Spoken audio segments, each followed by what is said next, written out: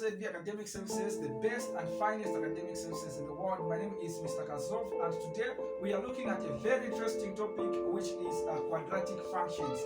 Okay, now to understand what a quadratic function is, we need to see the expression of this quadratic function.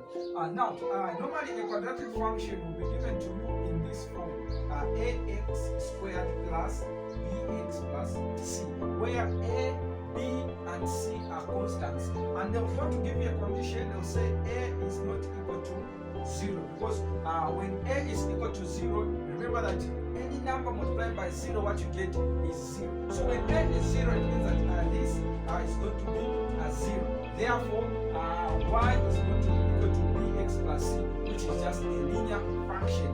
Now, a quadratic function will always be in this form, meaning that the coefficient of x squared is a, and the coefficient of x is b, and the constant is c. Now, this quadratic function, when we sketch it on the graph, is going to give us a shape that we call a parabola.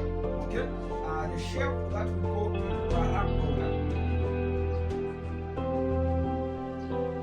Now, this shape can either have a maximum value or a minimum value. Now, when we have a, which is the coefficient of x squared, when we have a greater than 0, it means that we are going to have a minimum value, meaning that the sketch of our quadratic graph or quadratic function is going to be in this form. Okay, but when we have a less than 0, it means that the sketch of our quadratic function is going to be in this form, meaning that we have a maximum value. This quadratic function has a maximum value. Okay, this is maximum, and then this is minimum. Okay, it has a minimum value. It has a minimum value. You can say it after me.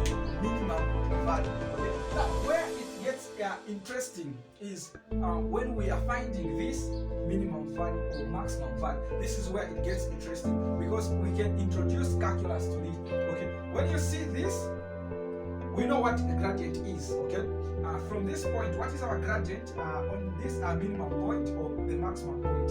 You see that the line here is getting flat. Okay, here our line here is getting flat. Okay, implies that the gradient at this point is equal to 0. Now, how do you find it? We know that y is equal to ax squared plus bx plus c. Then once we differentiate this one by saying dy and dx is equal to, when we differentiate this one, what we get is we multiply this times the coefficient of a, and that's what we get is 2ax plus b. So we get 2ax plus b. But now we are saying that at this point, our gradient is equal to 0. So I will say this is 0 is equal to 2ax plus b. It implies that 2ax plus b is equal to 0. Therefore, our point, which is a, which is x, x1, is 2ax is equal to b over 2a over 2a. And then here we have x is equal to negative b over 2a.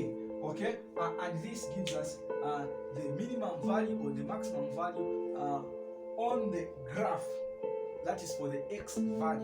And then to find the y value, we just get this one and substitute it. Where there is x, we'll put negative b over 2a. Negative b over 2a. Remember, where there is x, you put negative b over 2a. Then you get, okay, you can see the way I'm looking.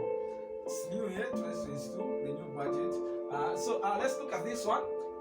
We are given a question. Let's look at example 1. We're given a question where we're saying that this is, in fact, we're given an equation, okay? So we're given an equation where they're saying that given 3x plus 5 over x is equal to 12. Okay, 3x plus 5 over x is equal to 12. And this was GCE 2021, this national exam. My interest is not to solve this question. My interest is for you to understand that this equation is in form of a quadratic function. It's a quadratic equation. Okay, how do you know that this is a quadratic equation? Because when we simplify it, okay, when we simplify it, meaning that here simplifying this one, it means that what we do, we multiply everything by x. Okay, say we multiply everything by x. Okay, we multiply this term by this x, we multiply this 5 by x by this x, and we also multiply 12 by this x. So we multiply both sides by x, okay, so that we just have equal.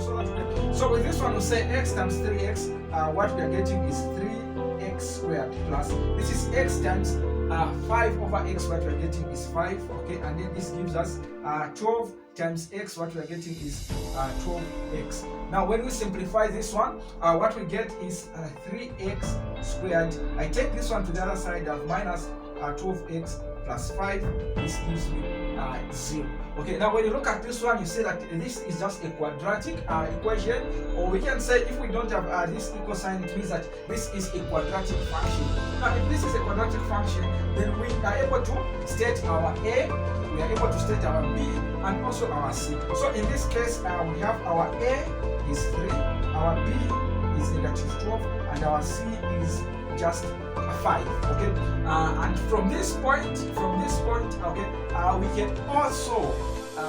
can also state whether our quadratic function is going to have a minimum value or a maximum value just by looking at our a. Okay, so we'll say, is our a greater than 0? Okay, so you see that our a is 3, which is greater than 0, and this is very true. So from this point, you see that this quadratic function has a minimum value. So you can see that this one has a minimum value, this quadratic function has a minimum value. Okay, and then we can also find where this minimum value lies. We can also find where this minimum value lies. How do you do that? Okay, by differentiating. Okay, we can differentiate this one, where we say this is 3x squared minus 2x, okay, plus 5, and this is equal to, okay, when we differentiate this one, what is dy dx of this quadratic function?